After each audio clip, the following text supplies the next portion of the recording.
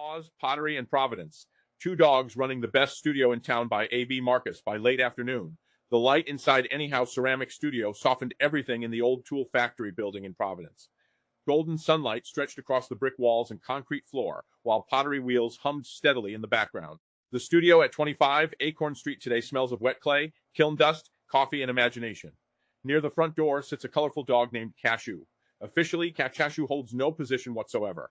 Unofficially, she manages first impressions. Every person entering the studio receives an inspection. Shoes are sniffed carefully. Backpacks required additional review. Nervous people received the longest evaluations. This afternoon, Nora, a young Brown University architecture student, stepped nervously through the heavy industrial door, clutching a portfolio tube against her chest. She froze immediately.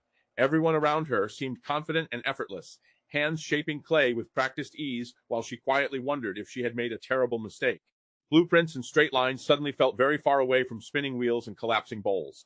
Cashew approached slowly. Sniff, sniff, sniff. Nora stiffened as Cashew sniffed her boots, backpack, and trembling hands. Then something unexpected happened. Cashew trotted away and returned carrying a worn tennis ball, placing it gently at Nora's feet. Mary, the instructor across the room, smiled. "Well," she said softly, "that's a very good sign." Nora laughed despite herself. Her fear loosened a little. Across the studio, however, another student, Gloria, had just opened the kiln to disaster. A week's worth of ceramic work had blistered and fused into ruined gray lumps after a glaze firing went wrong. Gloria sat silently staring into the kiln. That was when Daisy, the white and blonde studio dog, arrived with her colorful bow tie. Daisy always specializes less in inspection and more in emotional recovery. So she wandered over from beneath a crooked cardboard sign labeled HR Department and quietly rested her chin on Gloria's knee. No concern, no grumbles.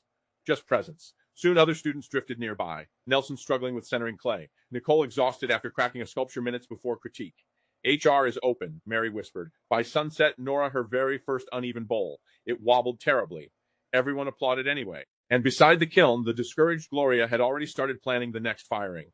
Because hidden inside creative places like this is an understanding that Cashew and Daisy, the Anyhow Studio mascots, seem to know better than anyone. People do not come to this studio simply to make pottery. They come to Anyhow Ceramic Studio to feel community and a place to be free and creative. And of course, the tail wags. The end.